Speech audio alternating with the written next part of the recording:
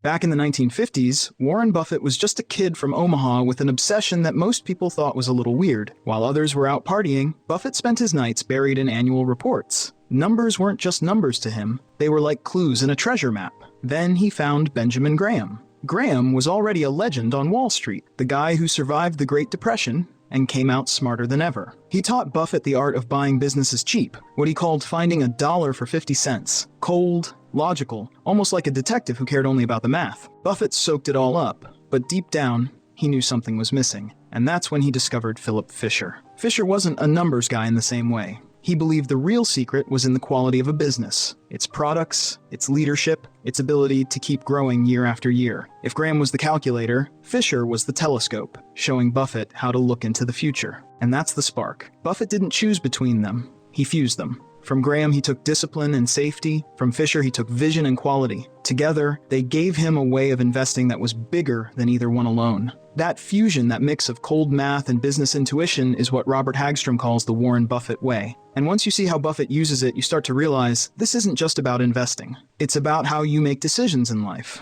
So here's where things get really interesting. Buffett doesn't invest by instinct or luck. He actually turned their lessons into a structured system. He uses 4 giant filters, let's call them gateways, that every company has to pass before he opens his wallet. They're like stages of an obstacle course. Fail at any stage, and you're out. What I love about this is how simple it looks on the surface, but inside those gates are 12 principles, questions and tests that Buffett has refined over decades. It's almost like his personal lie detector test for businesses. Gateway number 1, business tenets. All right, now we're stepping through the first gate, what Buffett calls the business gate. This is where he asks the big question, do I even understand this business? Because here's the deal, Buffett doesn't invest in mysteries. If a company's business model is so complicated that you need a PhD just to figure out how it makes money, he walks away. Simple as that. Think about it like buying a car. You wouldn't buy one without looking under the hood, right? You want to know how it runs, how reliable it is, how much it costs to maintain. The same goes for businesses. Buffett wants to be able to sketch the company on a napkin and explain it in plain English. If he can't, that's a hard no. But it's not just about understanding, it's about durability. He wants businesses that can survive decades, not just make a quick buck. Coca-Cola is a perfect example. People have been drinking Coke for over 100 years. It's predictable, it's simple, and it has a moat, a protective advantage that keeps competitors at bay. Imagine trying to beat Coca-Cola at its own game. You'd need an army of marketers and a magic formula. That's the kind of fortress Buffett looks for. And it's not just brands like Coke. Buffett loved See's Candies because it dominated its local market and had fans who would go out of their way to buy it. The common thread here? Businesses that do one thing really well and keep doing it year after year.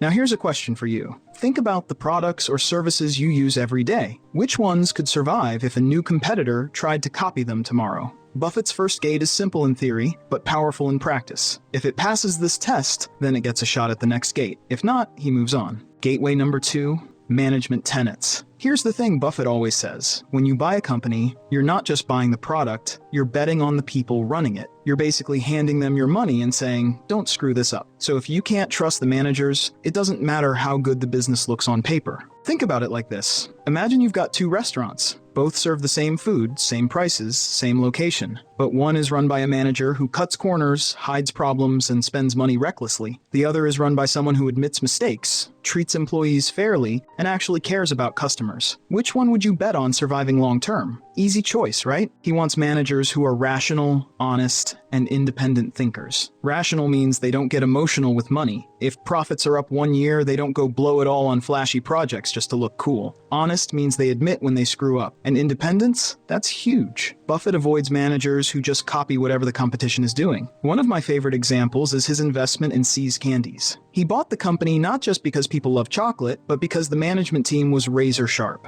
They didn't waste cash chasing unnecessary expansion. They focused on quality, customer loyalty, and squeezing value from every dollar. That discipline made See's a cash machine for decades. Here's a simple way to think about it. If you wouldn't trust a person with your wallet for a week, why would you trust them with your investment? Numbers matter, but the character of the person steering the ship matters even more. Because if the captain can't be trusted, the whole ship sinks, no matter how shiny it looks from the outside. Gateway number 3, financial tenets. Now, most investors are obsessed over earnings per share, EPS. That's the flashy headline number companies love to brag about. But Buffett doesn't stop there, because EPS can be dressed up, massaged, and made to look prettier than it really is. He runs a kind of X-ray on a business. He digs deeper. He looks at return on equity. Think of return on equity like fuel efficiency in a car. If you put 1 gallon of gas into 2 cars, which one drives further? That's what Buffett is asking. How far can this company go with $1 of shareholder money? A company that generates a higher return on equity is like a car that can go 50 miles on a gallon instead of 20. It's just more efficient. But he doesn't stop with ROE.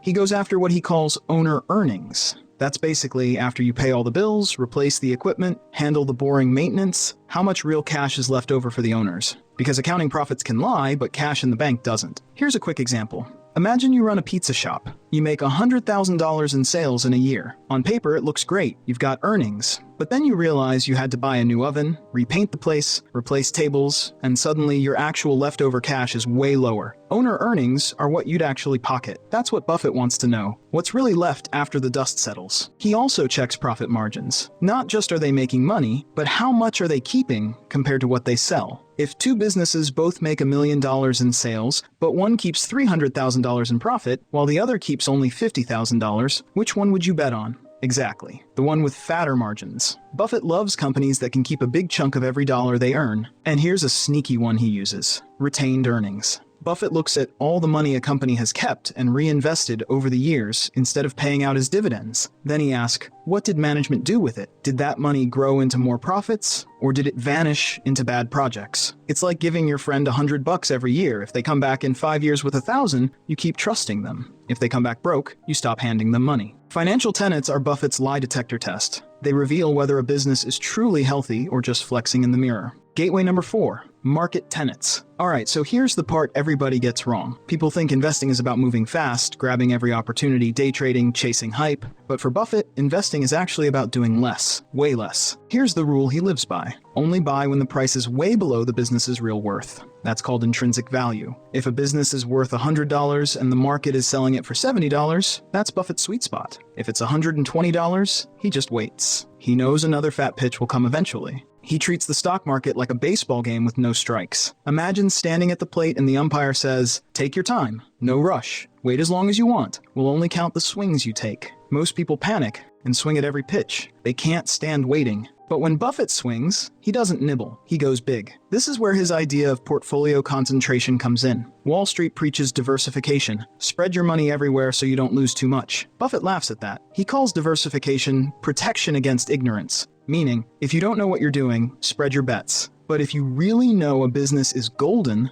why put in pocket change? He'd rather put serious money into a few businesses he deeply understands than sprinkle crumbs across 50 stocks. And then comes the part that drives Wall Street absolutely nuts. He does nothing, literally. Once he buys, he just holds. For years. Decades even. He doesn't care if the stock market is bouncing up and down every day like a yo-yo. As long as the business keeps making money, he's happy to sit tight. He once joked, the stock market is designed to transfer money from the active to the patient. And he's right. If you own a great business at the right price, the best strategy is often just to leave it alone and let compounding do the heavy lifting. The payoff, why this works. Okay, so after all this business, management, finances, and market timing, you might be wondering, why does Buffett's way crush almost everyone else's? The answer sounds simple, but it's insanely powerful. Compounding. Think of compounding like leveling up in a video game. At level 1, you need to grind forever to get stronger. It feels like nothing's happening. But as you stack skills and experience, each battle gives you more XP, which makes you stronger, which makes the next battle even easier. Fast forward, and you're basically unstoppable. That's how compounding works with money. It's slow at the start, but then it snowballs into power. Buffett didn't even become a billionaire until he was in his 50s. Before that, he was just a millionaire. Because compounding needs time. Once it kicks in, though, it's like strapping a rocket booster to your wealth. Now let me give you a super simple picture of why holding beats jumping in and out. Imagine you put $10,000 into Coca-Cola stock back in 1988